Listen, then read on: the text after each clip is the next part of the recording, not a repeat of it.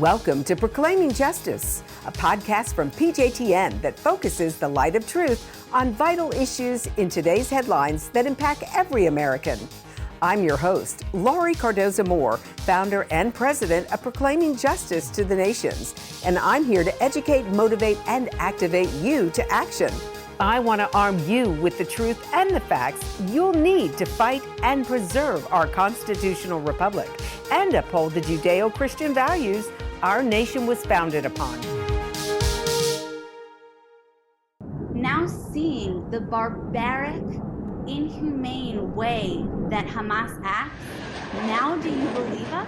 We have been trying to tell you, the Jewish people have been trying to tell you for decades what they are capable of and why we need to protect ourselves and why we need to keep them away from us and out of Israel. Saturday, it was a horrible day. I honestly wish I could erase it from my memory. It was a Jewish holiday called Simchat Torah. This is a very joyous holiday. It's a holiday that Jews are about to celebrate the Torah. Instead, what happened basically is there were sirens. There was about 2 sirens. When there's a siren here in Israel in Givat Shmuel, that means we have 90 seconds to run to our bomb shelter. This was a complete surprise. We had no warning at all whatsoever. We had no idea what was going on. 7:12 was the first one. The second one was, a few minutes later, and it was just, I just didn't understand what was happening. By the time the next siren was happening, we quickly ran to the bomb shelter. I grabbed my kids. My husband had come home from shul. He ran home all sweaty, and we ran to our bomb shelter. Our friends who live in the same building came over to check on us. We all were very confused. In the elevator, I met someone when I went up to check on my other friend. I met someone who is not religious and did have their phone, and he basically gave me the updates saying that there was that Hamas broke into Israel and they had already murdered hundreds of Jews of my people, just slaughtered them, that they had taken over kibbutzim, that they had taken citizens hostage. Oh, we had no idea what the exact numbers were yet. We were terrified. We were scared. That was obviously, it felt like the longest Saturday of our lives, the longest day of our life. But turning on our phones after our holiday was shocking. It was so much worse than we even thought. Way over 1,000 of my brothers and sisters were slaughtered, murdered, raped, decapitated, kidnapped civilians. We're talking about babies. There's so many times in our life as Israelis where we feel like the world just doesn't believe us, and finally they are seeing proof, literal proof with their eyes of how Hamas has done everything and continues to do everything they can to just destroy the Jews, to wipe them off the map and make sure that they are planning things in ways like they know that we don't have our phones, for example, on this holiday. They know that we are celebrating, we're supposed to be happy on this holiday. That's just a small, tiny example of showing how much Hamas hates us, how much they want us obliterated. We're Jewish people, they just want us all dead. We are not talking about humane behavior. This is catastrophic in a way the world has never seen. It's mind-blowing. And the fact that this is happening to my people, my brothers, my sisters, my family, my friends, it's heart-wrenching. And what makes it even worse, as if our hearts could stand anymore, we are now hearing from the rest of the world that they're the most insensitive comments. It's unbelievable.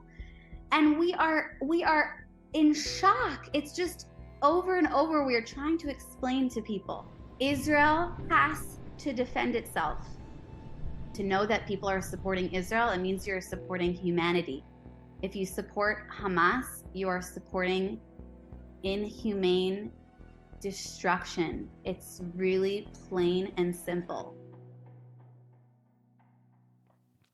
Welcome to Proclaiming Justice, a PJTN podcast where we shine the light of biblical truth on vital issues from today's headlines that impact every American, Jewish and Christian, people of faith and people of conscience.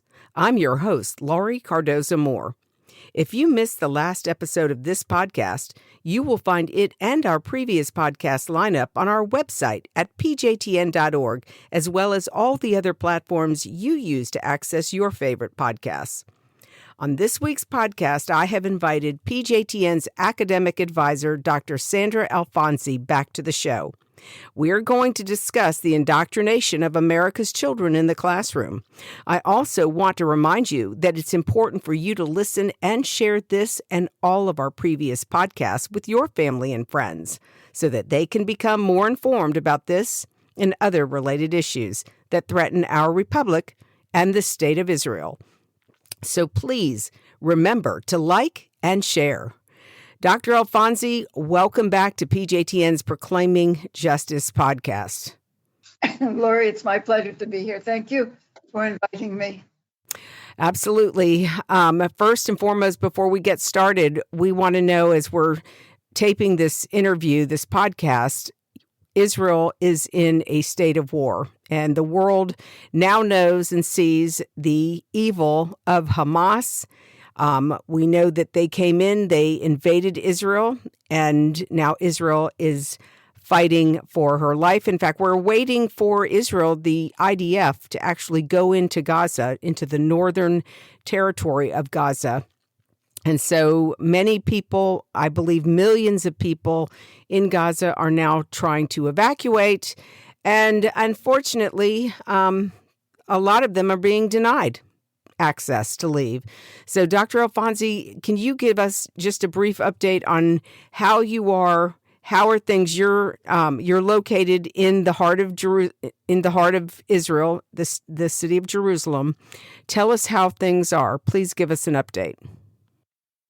Well, I'm very blessed in many ways, and one of them is to live in Jerusalem, because where I am is basically it's under threat like everywhere, but the very heavy warfare is down in the south along what is called the Gaza envelope. Thousands of rockets have been launched, and the Hamas in Gaza is launching. And as we watch the red alert all the time. As the rockets come forward, when they come into central Israel, when we see rockets being launched at Tel Aviv and Ramat Gan, they will be launched, and they are launched also at Jerusalem. But thank God, since the war broke out in Jerusalem per se, where I live, there have been 7 red alerts, which means 7 rockets. And we are again blessed by the fact that the Iron Dome has destroyed the rockets before the rockets were able to land in Jerusalem. So we are experiencing it, but fortunately for us, there's been a little bit of damage in Abu Ghosh, which is an Israeli Arab village outside of Jerusalem. But Jerusalem proper has, while it has the potential, the Iron Dome has protected us to this point. But the damage, the cities, if you familiarize yourself, the city that is Sderot and Ashkelon and Ashdod are 3 that are targeted. And in my estimation, they are in danger of being destroyed. But what the evil of this battle is to do as much damage, as much human damage, as much suffering possible before, as well as the physical destruction of the property. So it's a very dangerous war. It's a dangerous war because if you believe in hell and you believe that the the gates to hell have been opened, what is surging over our land are the demons from hell. It's Hamas. And as you and I discussed, there's been a co-opting of Holocaust vocabulary. These are the Nazis, and they're not. We have to be very clear on our vocabulary. Islamist terrorists. These are Islamist barbarians perpetrating acts of such barbarism, but they are known for that. They are not Nazis because the Nazis, they existed. The terrorism, the Islamist barbarity, the barbarians and such, that is how Islam conquered the Middle East and was about to conquer many parts of Europe. But they opened the attack on Saturday, which was Sabbath, as you know, but also the beginning of Simchat Torah, which was to rejoice in the Torah. They perpetrated such acts of evil, such actions that we cannot even, in our day and age, we do not actually know. We haven't seen. I remember that when we had the war in Vietnam and napalm was used, that was considered barbarous. Now, what happened in Israel is they came in, and this was a year in planning minimum. They had maps. They had maps exactly which direction to go, which corner to turn, where they would find the schools, etc. And what they did is they went in and killed entire families in their house. They took hostages. The big fear of Israel has always been the taking of Jewish hostages because the violence and the barbarism, the barbarism of the Muslims and the Arabs is known, but it's known since the beginning of their time. This is how they were when they conquered the Middle East. This is how they are in Israel, and have come across not a lot, and sometimes we're lucky that we only know numbers and we don't necessarily see the pictures, but they have slaughtered. That is the only way to describe what has been done to our people. They slaughtered them. They slaughtered 40 babies and children. They slit their throats. They decapitated them, and they burned them, and they burned them alive. They've raped young people, young women. They've paraded a rape victim through Gaza, and then finished doing what they were gang raping again and put her to death. So the barbarism is horrendous, and the world now sees firsthand what what they are capable of doing. Well, Dr. Alfonsi, this leads us into our conversation today because, the world sits back and is watching what's going on in real time in the Middle East. And we've seen for years, we've done extensive research, and under your leadership, we've researched the content, the textbooks, the instructional materials that have been used to educate children in America. And we have seen in our U.S. textbooks the revisionism, the Holocaust revisionism that is going on. We've seen the anti-Israel sentiment and the false accusations against Israel being occupiers. And this has been going on for at least 10 years, longer actually, with the research that you have done. But now we're looking, and we've seen the barbarism that has been taught to Arabs. So when we look at these young men and these images of these young men, this didn't just happen in a vacuum. And you've done a lot of research about the propaganda that these men were subjected to in the Palestinian-controlled areas. And ladies and gentlemen, I just want it to be very clear, especially if you're from the United States, we are funding this propaganda in their textbooks. We've been funding the propaganda for years. And it is time that we finally sever our relationship with the Palestinian Authority, and that there will be no negotiating with them until they start educating their children to want to live side by side with their neighbor. But it's not just that. As I said, it's the Holocaust revisionism. Now we're even minimizing the Holocaust in our textbooks. Dr. Alfonsi, if you wouldn't mind just speaking to that and helping our audience understand that these people have been these kids, they grow up as children in homes where where this mindset and this evil is being taught and reinforced to the children. Then they go into the classrooms and they are indoctrinated with this propaganda. Then we look at the colleges and the universities and the riots going on and the protests going on, and these young people on these universities calling for death to the Jews, siding with Hamas, siding with this barbarism, this evil that is being perpetrated against innocent men, women, and children. Tell us a little bit, Dr. Alfonsi, how did we get here?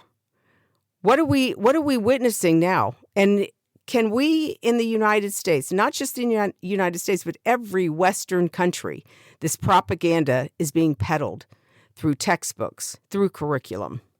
If I answer this question from the beginning and answer it honestly, we got into this position through rabid Jew hatred, through what is commonly known as anti-Semitism, so that having the Jew in front of you as the evil perpetrator of oppression, as the moneylenders of the Middle Ages, as those who stole the land that belonged to the indigenous people, not ever teaching that the Arabs were not indigenous to the Middle East. We've arrived at this point in the United States because of unhaltered anti-Semitism, the belief that the Jews are evil, and the belief that unless Judaism is removed as a religion, Christianity will never occupy the place that it should. And there are two types of Christianity that are at the root of, or two types of anti-Semitism that are at the roots of where we are. One is Christian anti-Semitism, and the other is the Islamist anti-Semitism. In the United States, up until perhaps 10 years ago, we did not have in our textbooks any examples of Islamist anti-Semitism. But our textbooks were rife in Christian anti-Semitism, whether expressed openly or whether taught by innuendo. And this is how we've gotten to that point, that from how Israel is taught and how about Israel has been taught, in that is the core of the anti-Semitism that has gotten us to this place that we have demonstrations favoring Hamas, demonstrations favoring the destruction of Israel. It is, in my opinion, based in the fact that generations have now been educated with the concept of oppressor and oppressed. And language can come only out of the Middle East, out of Israel. That isn't what fomented the Holocaust, wasn't the idea of the oppressor and the oppressed. That came out of truly biblical Christian anti-Semitism and the fact that Hitler and that period of time wanted the elimination of Judaism as a religion. The textbooks aided that, Pearson and in particular, by removing Judaism as one of the three world religions taught in the American school system. The textbooks have aided it by introducing the Palestinian narrative that they have been oppressed, that the Jews stole the land and they are the oppressors, and that Israel is occupied by the Israelis, and when they talk about the occupied West Bank, it doesn't, that's where the Palestinians live, that's where the Israelis extended their occupation over the land, which according to history, real history is one thing. According to the revisionist history, that is where this comes up as the oppressor, who you would say Israelis, but it is Jew versus Christian versus Muslim. That is where we are with that. But, and this is an important but for us to, we've done a lot of work and people have heard and read about critical race theory, CRT. We have to understand that that is based on oppressor versus the oppressed. And the oppressors are white, the oppressors are privileged, the oppressors are Jews, and then the oppressed are the people of color. So all of this has given into this, has led into it. And if we look at the Middle East, if we look at right now, just look at Israel and the Palestinian Authority and such, what critical race theory and all of that teaches is that people of color include the Arabs. They include Arabs, and therefore they are the victims. They are the same victims as you find with the other peoples of color. So this is how we got there. But I'm ashamed to say, and it pains me that America has never, ever been able to control the innate anti-Semitism, and that when America became the destination of Jews who were being hunted and exterminated, it was this land of milk and honey, which is Israel, and the golden in Medina, the golden state, which is the United States. What is over here, they tried to exterminate the Germans and the world. The world did not come and stand forward in any way, but the United States has never mastered, has never corrected, and only the fact that a lot of history is now being discovered. There are generations of us who were raised with the belief that Franklin Delano Roosevelt was sent by God to rescue the Jews, and then we found that he not only didn't rescue, he turned them away. That's right. So this is where it comes from, but what is over here? And it's important that we understand that we have Israeli Arab citizens living here. The fear is how many of them are a fifth column? How many of them are living and enjoying the benefits of citizenship of this country, but are just waiting to be able to go out and to murder the Jews? And that's not a fabrication, because when Saturday took place and we had this massacre, this slaughter, the imams from their mosques were addressing the Arabs of East Jerusalem, the Arabs in all the different areas in Haifa across Israel. They were being urged to go out and slaughter the Jews. Yes. But we have to understand that. And our education system, in my estimation, has a lot to do, because it never corrected the anti-Semitism, peddled the anti-Semitism, it dressed it over, and it now is teaching it directly face forward. So I think that's where I think this comes from. And Holocaust revisionism is definitely one of the it's one of the latest areas of American educational success. Right. And I'd like to don't just say that lightly. I'd like to just reiterate something that you said previously to our audience, because a lot of the people that tune into this podcast are Christians, and many of the PJTN supporters understand this because they know that we've been talking about this for a long time at PJTN.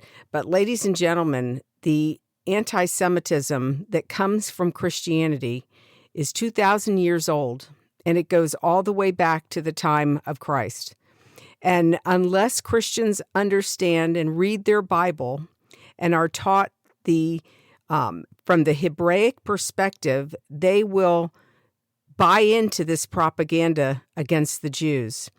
And we have seen more and more Christians over the years who are now supporting PJTN because now they understand this battle, this hatred, and they see how Christianity has used this propaganda, this notion, really reiterating what the Protocols of the Learned Elders of Zion, another disinformation work of propaganda. They bought into these lies, and we know this because we look back to the Poway Synagogue. We look back to the Tree of Life Synagogue, where two Christian nationalists, these kids, that's who the Christians were who supported Hitler. These kids would support Adolf Hitler and what he was trying to do. And they went in and they annihilated the Jews. Well, now we're looking at the Middle East.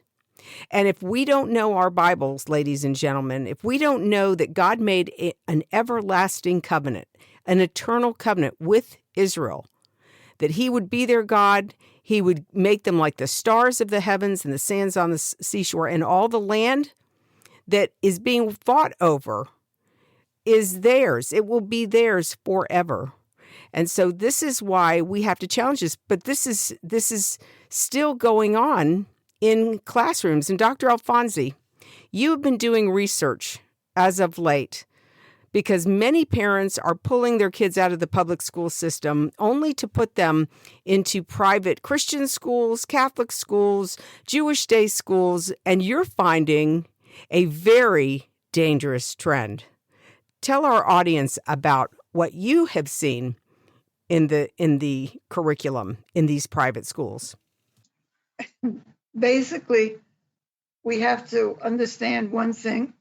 What is taught in the American public school system is going to be imitated or mimicked in the private schools, whether they are Jewish day schools or Catholic day schools, for one reason, not that the people are evil because they have religious tendencies, but because at the end of the education, and we have to be very aware of this, when you are in public school, when you go to graduate in the 12th grade, you have regents, you have those exams which allow you then access to applying to go to college.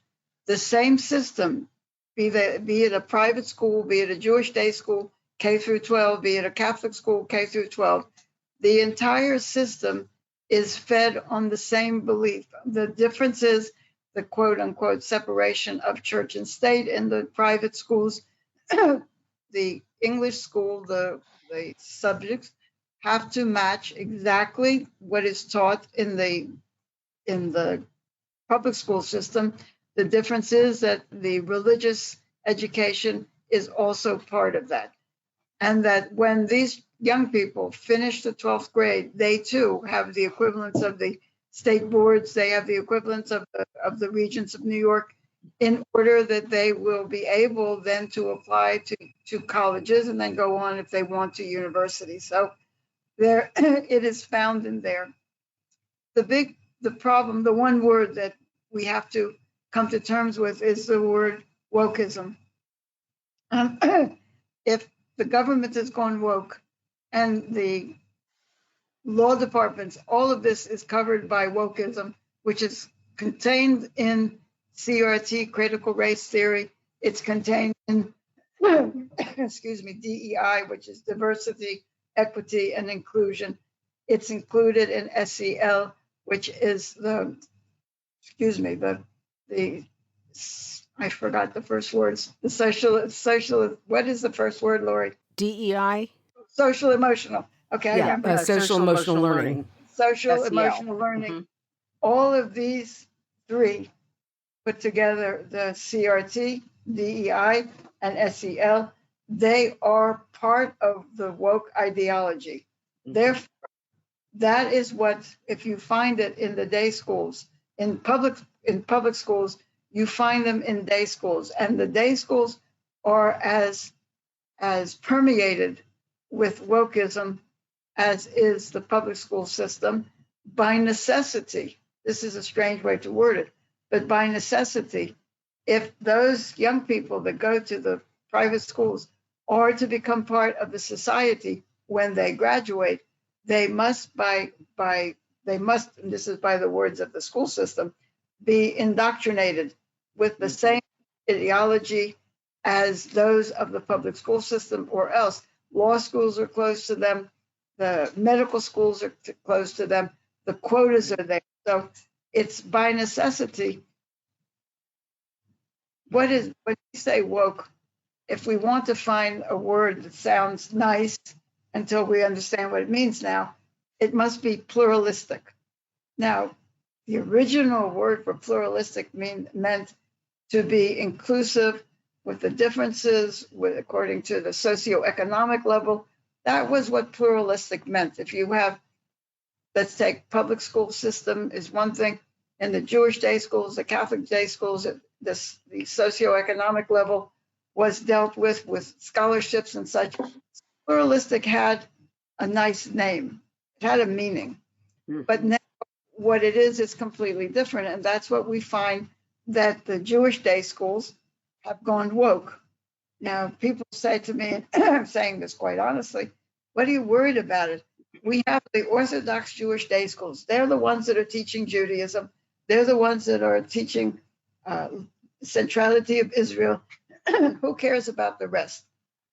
It's important that we have Jewish day schools that are teaching Torah and Jewish day schools that meet the basic needs of what we call the English studies. Those are minus the Jewish content or the Catholic content.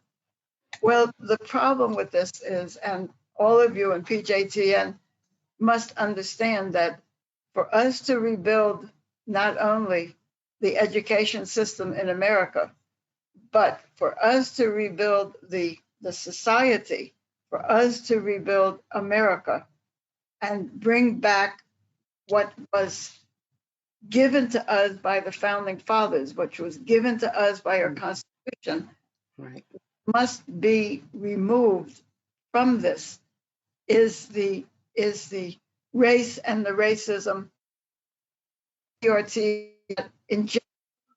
inject into our school system. So we have this, and people say to me, what do you care? So what?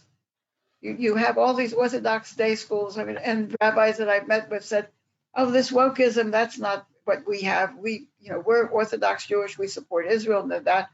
And it's not that I lost the conversation or the battle, because I wasn't having a battle. What I could see was I had to have a better answer.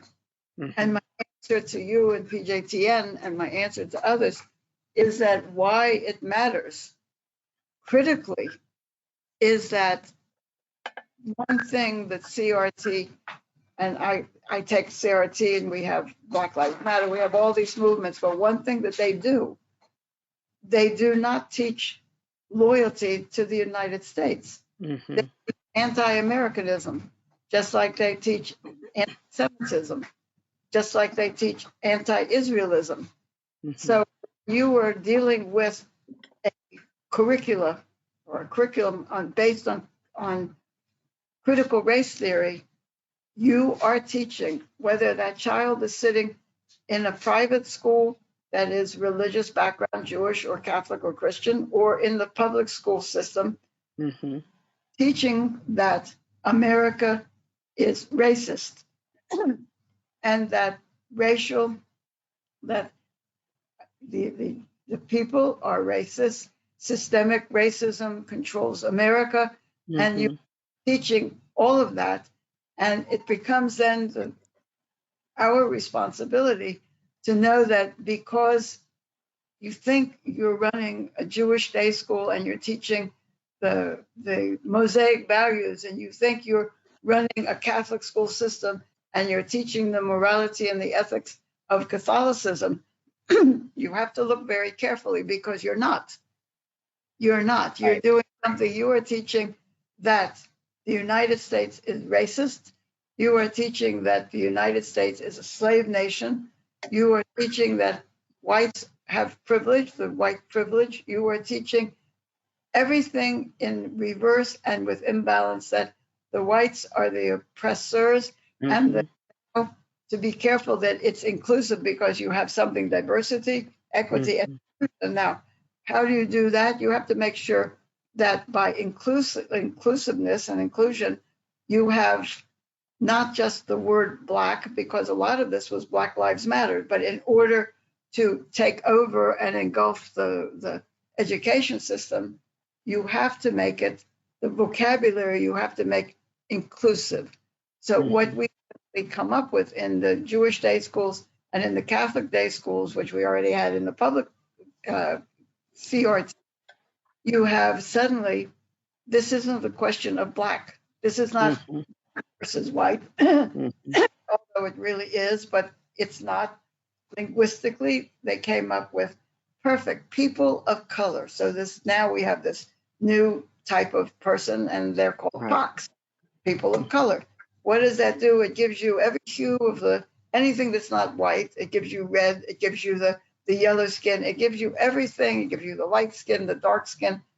And that is how we are training both in the day school. It doesn't really matter.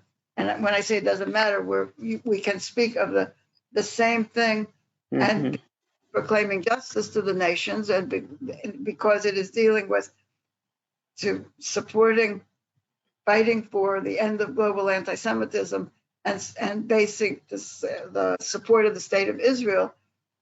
We have to talk about something that's a word that is shunned in America, the word theology.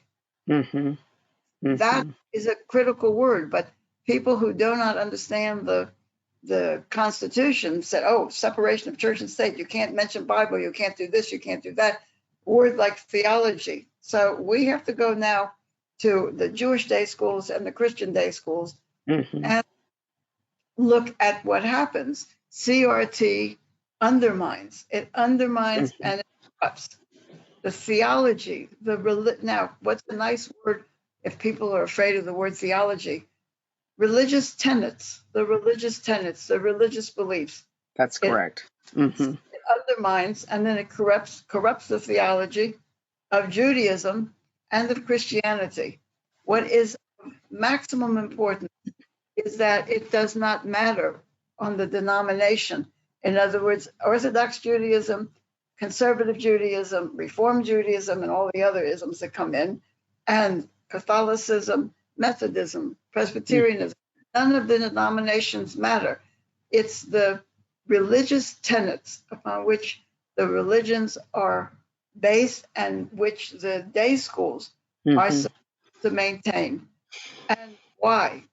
The one thing that the American day school system, the American school system, shouldn't put in the word day, the American school system does not approach and has not approached for many years, from the time that they removed making it illegal, which I don't see how they did it, but they did illegal to have the Lord's Prayer said in the morning, and illegal, they eliminated the Lord's Prayer, which is non-denominational. No, it is a prayer to God that can be spoken by any religion. But they eliminated it because it violated separation of church and state. And then followed close after that was the elimination of the Pledge of Allegiance to the flag.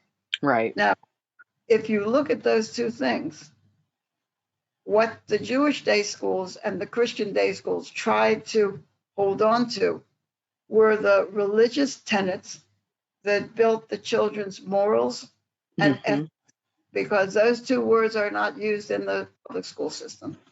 We don't, because the public school systems used to have a way out. Oh, that's up to the parents, not realizing that all those years later, you're going to have children with one parent, you're going to have all of the sociological illnesses, society. And that's what we're looking at. Now, the RT, what else does it do? If you look at the origin, which is, it leads right into Marxism. So what does it do? CRT, and it's in the Jewish day schools and the Christian day schools.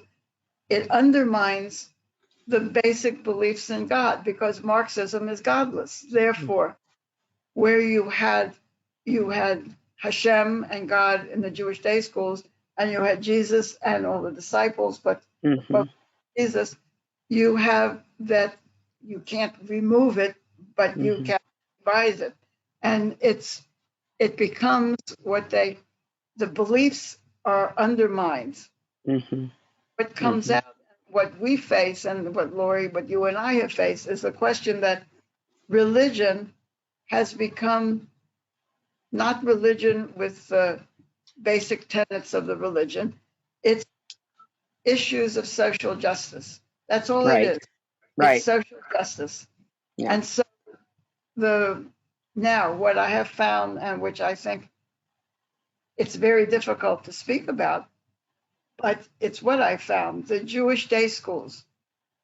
And it teaches that Judaism is a religion of systemic racism. It teaches that the Jewish students must be embarrassed and even ashamed of being Jewish. So that's in our Jewish day schools, and we'll go back to it in a minute. Yeah, well, unfortunately, we're even seeing that with the Christian schools. And one of the biggest distributors of this type of propaganda is the ADL, the Anti-Defamation League. They are one of the biggest distributors of this type of CRT, DEI, SEL propaganda. And they're using religion and faith, love your neighbor as yourself concept, in order to indoctrinate our children. And Dr. Alfonsi, we're coming up on the close of this interview. I wanted to ask you, are there any final comments you would like to share with our audience about why this is so important, why parents and citizens must get involved in taking back local control of our children's education, whether it's the public school, whether it's the charter schools, whether it's the Jewish day schools or Catholic schools or Protestant Christian schools? Why must parents and citizens get involved? To be really blunt about it, they must get involved if they like what they knew was America. If the freedoms promised by our Constitution, which are now being removed, that's one reason that they must be involved. They no longer have the control of their own children. They must be able to have a say into what their children read, into what they study. They have to take back control because the Constitution does not and did not and does not allow any of this to take place. That's one main reason, is that it is not only taking back, and I'm not saying this with any malice, it's not just a question of taking back the education and taking back our children.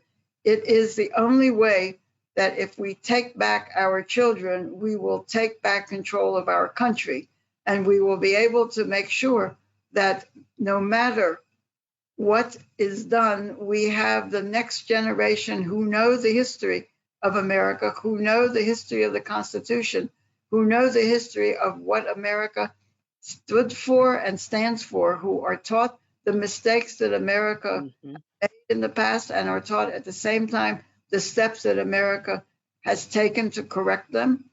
It is urgent because I don't think that the Americans want a godless nation, and that is what they will have. They will have a godless nation with no basic tenets, no one but the outside teaching so-called ethics and morality, and they will have children that they have given birth to, but they will not pass on anything from their background, from their history.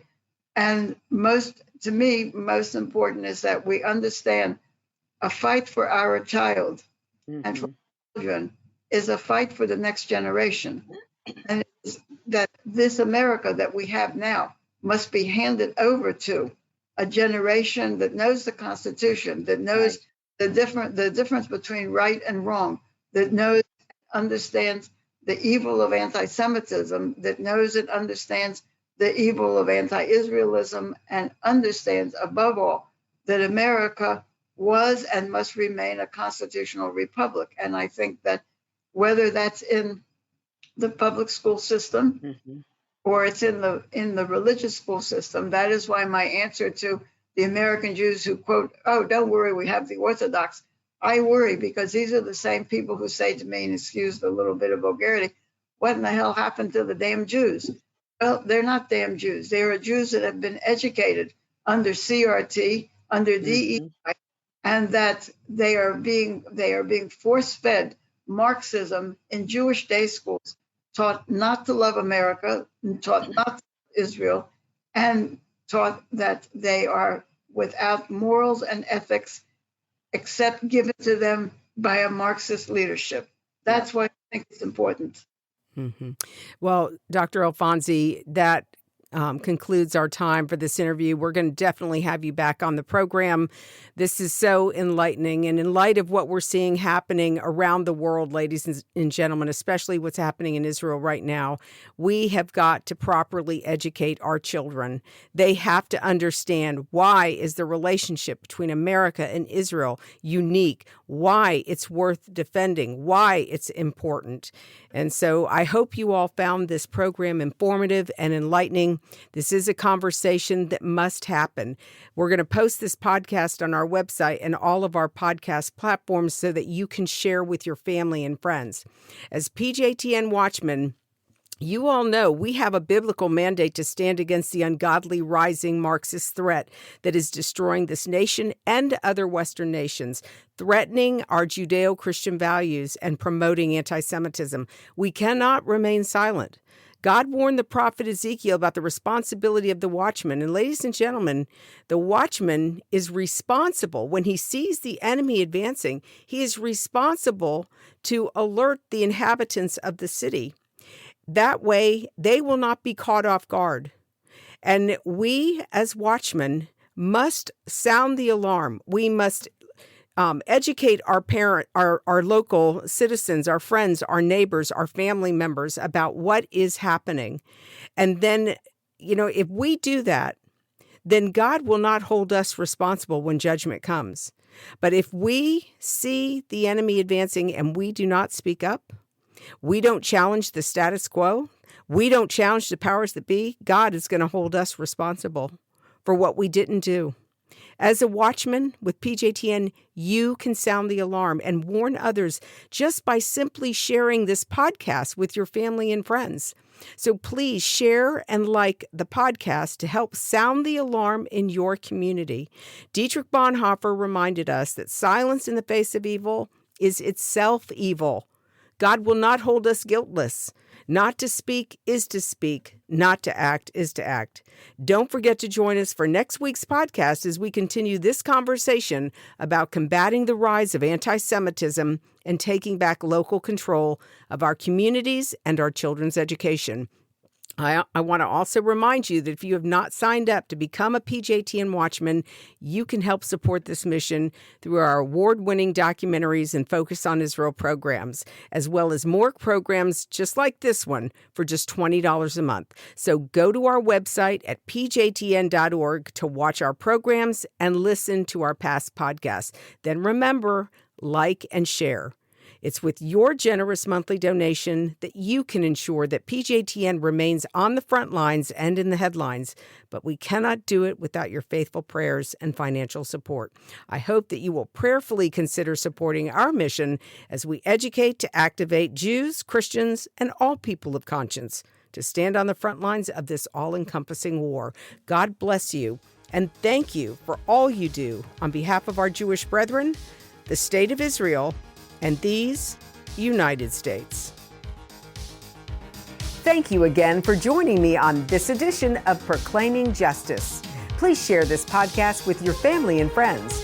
For more information about how you can get involved, please visit our website at pjtn.org. As a PJTN Watchman, you can help us keep up the fight to preserve our freedom for our children and their children for such a time as this.